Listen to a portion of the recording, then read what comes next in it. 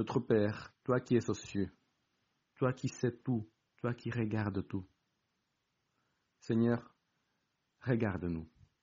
Regarde-nous tes enfants réunis, bien qu'à distance. Regarde-nous tes enfants en réunion virtuelle. Regarde-nous, et Seigneur, donne-nous ton esprit. Donne-nous ta bénédiction. Et que nous puissions, Seigneur, malgré la distance, malgré les circonstances, sentir que nous sommes une même famille, ton peuple, tes enfants. Accorde-nous, Seigneur, la grâce de pouvoir rester fermement attachés à tes promesses. Et que nous puissions, Seigneur, en entendant la prédication qu'Ecolia fera, que nous puissions aussi entendre un message pour nous, pour aujourd'hui et pour les jours à venir. Et que nous puissions les transmettre correctement aux autres. Voilà ce que je te demande. Au nom de Jésus. Amen.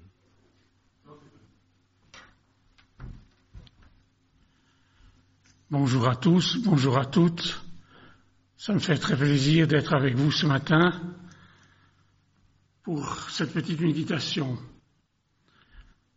Nous avons souvent réfléchi ces derniers mois à l'image de Dieu que nous révèle Jésus. Un Dieu aimant, plein de bienveillance. Mais pourtant, il y a dans la Bible des déclarations qui nous posent problème.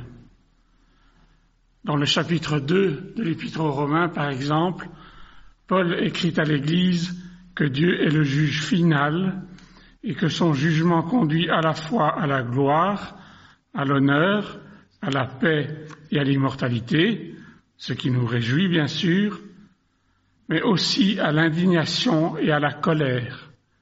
Romains 2, verset 8, Dieu rendra à chacun selon ses œuvres, vie éternelle à ceux qui, par leur persévérance dans une œuvre bonne, cherchent la gloire, l'honneur et l'impérissable, colère et fureur à ceux qui, par ambition personnelle, sont réfractaires à la vérité et se laissent persuader par l'injustice. En fait, le dernier jour du jugement du Seigneur est également appelé ici le jour de la colère de Dieu. C'est ce qu'on lit au verset 5.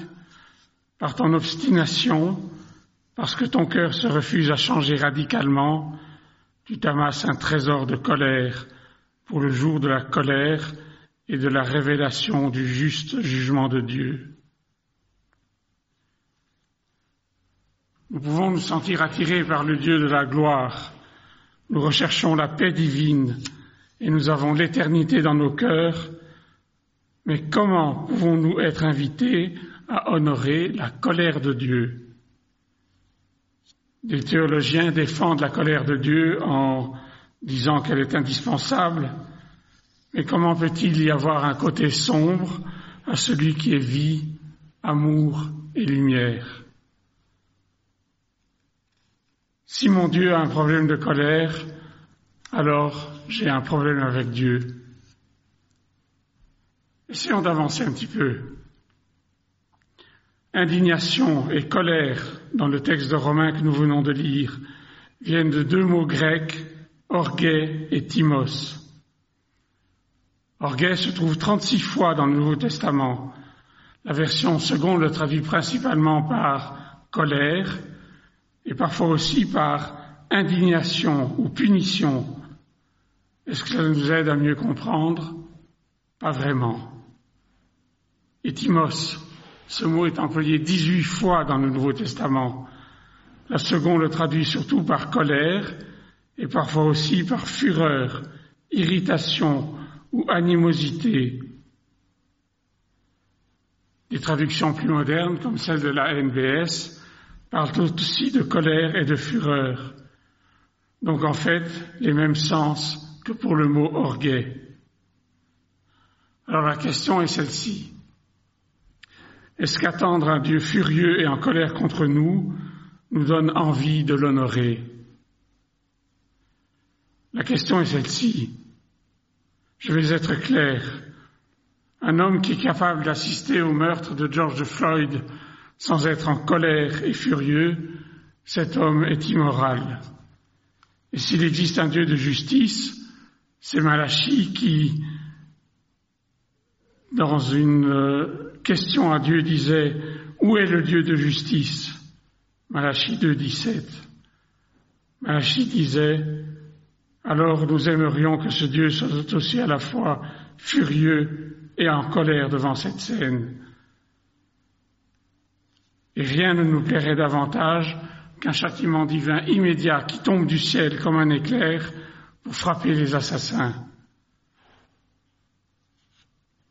Dans ce genre de situation, nous nous sentons vraiment comme Jacques et Jean qui disaient « Seigneur, veux-tu que nous appelions le feu du ciel pour les détruire ?» Mais honnêtement, ce ne serait pas le meilleur Dieu que l'on puisse imaginer. Ce serait une sorte de Dieu moi ou de Dieu nous.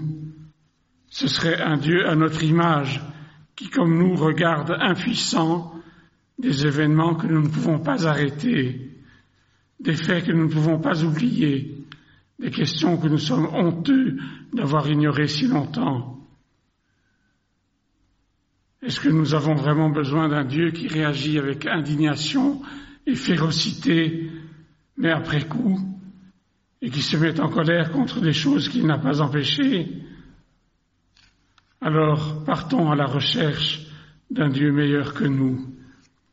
Essayons de voir si orgueil et timos, ces deux mots, peuvent être compris comme des attributs divins louables, au lieu d'être considérés comme des défauts de Dieu.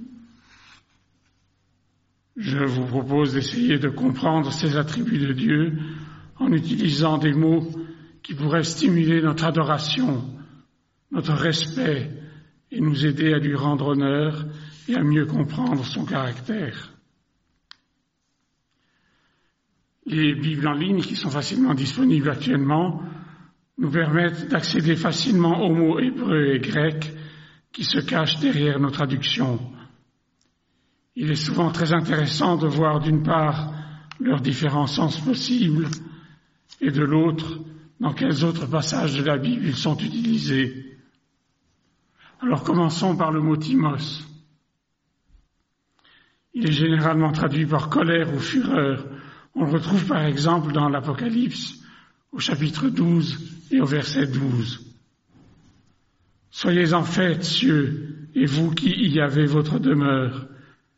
Mais quel malheur pour vous, terre et mer, car le diable est descendu vers vous en grande fureur, sachant qu'il a peu de temps. Le fait d'être décrit ici comme étant dans une grande fureur n'est pas mentionné comme un attribut de Dieu, mais comme une caractéristique du diable. Et juste quelques versets plus loin, au verset 17, le dragon démoniaque est également montré en colère. En colère contre la femme, le dragon s'en alla faire la guerre au reste de sa descendance. Cela ne vous pose pas de question de voir que dans un texte, le diable ou le dragon est représenté en colère, puis de lire dans un autre passage que Dieu est aussi montré en colère. Est-ce que vous pourriez continuer à lire dans vos Bibles à la fois que Dieu est amour dans un verset et que Satan est amour dans un autre? Pouvons-nous voir Dieu présenter les mêmes sautes d'humeur que le diable? Ou serait-il possible que nous ayons mal compris ces mots en pensant qu'ils décrivent le caractère ou l'humeur de Dieu lui-même, alors que peut-être il pourrait décrire seulement des caractéristiques de ses actions? Orgueil et timos ne nous disent peut-être pas ce que Dieu ressent, mais quelle est sa manière d'agir. Voyons ce que cela pourrait signifier. En ouvrant un dictionnaire grec, on voit que timos signifie la colère, c'est vrai, mais aussi la passion. Le mot vient d'un verbe qui signifie se précipiter, haleter, devenir chaud ou bouillir, comme de l'eau qui arrive à ébullition et commence à bouillonner. Donc, en plus de s'enflammer de colère, cela peut aussi signifier briller ou être excité. Lorsque l'on fait passer de l'énergie à travers le filament d'une ampoule, elle ne se met pas en colère. Elle brille, ça devient chaud et intense. Le filament est tellement excité qu'il commence à rayonner et à donner de la lumière. Ainsi, au lieu d'être plein de colère, bouillonnant de haine, les thymos peuvent être également considérés comme très passionnés, intenses, haletants, bouillonnants, rayonnants. Qu'en est-il de l'autre mot grec, orgueil, qui se cache derrière l'indignation ou la colère? Orgueil vient d'un verbe qui veut dire gronder, gonfler, comme un fruit mûr qui se remplit de jus, ou même comme une femme qui grossit quand elle est enceinte. Cela signifie aussi être excité.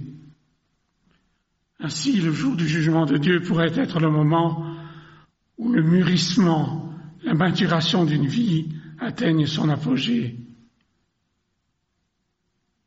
Et cela peut être un moment tout particulier où Dieu est passionné, excité. Cette excitation peut être négative si elle produit une crise de colère, mais elle peut être aussi très positive si elle est liée à une grande joie. C'est d'ailleurs cette racine orgueil qui a donné le mot orgasme, une excitation intense et agréable.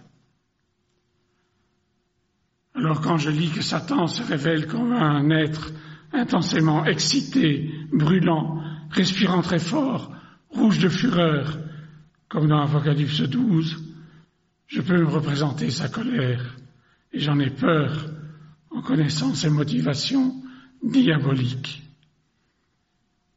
Mais quand je dis qu'il y a un jour de maturation, de gonflement, d'excitation, où Dieu lui-même va briller, va bouillir, bouillonner, en étant tout rouge d'excitation, c'est tout différent. Connaissant le caractère de Dieu, révélé en Jésus, je ne crains plus une crise de colère ou un coup de fouet rageur ou une explosion de fureur divine. Je vois à la place le point culminant d'une histoire d'amour. Un moment aussi intense et excitant que l'amour passionné. Alors maintenant, quand je lis un passage où il est question de la colère de Dieu, je me dis qu'il vaut mieux parler de sa passion ou de son intense excitation. Pas un Dieu en colère, courroucé, très fâché, mais un Dieu lumineux, brillant dans un tourbillon passionné d'amour. Essayez, la prochaine fois que vous tomberez sur le texte biblique traduit par colère de Dieu, barrez colère de Dieu et écrivez à la place passion intense de Dieu ou tourbillon d'amour de Dieu. Et voyez si cela ne vous aide pas vraiment à désirer intensément de le rencontrer. Amen.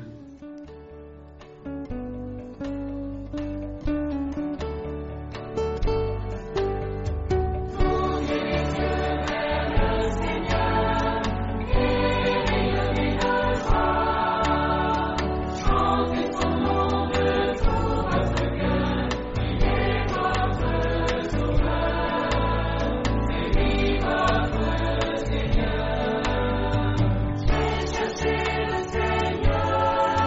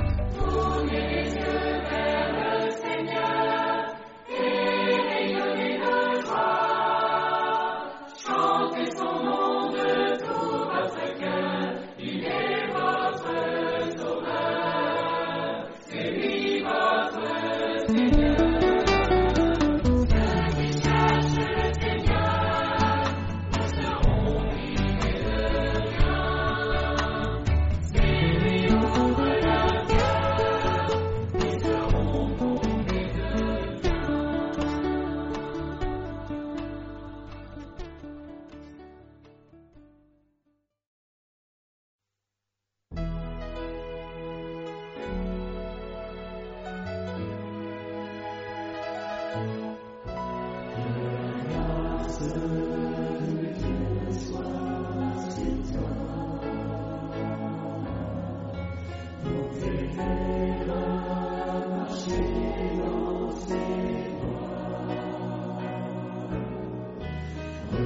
tout son pardon et sa bénédiction.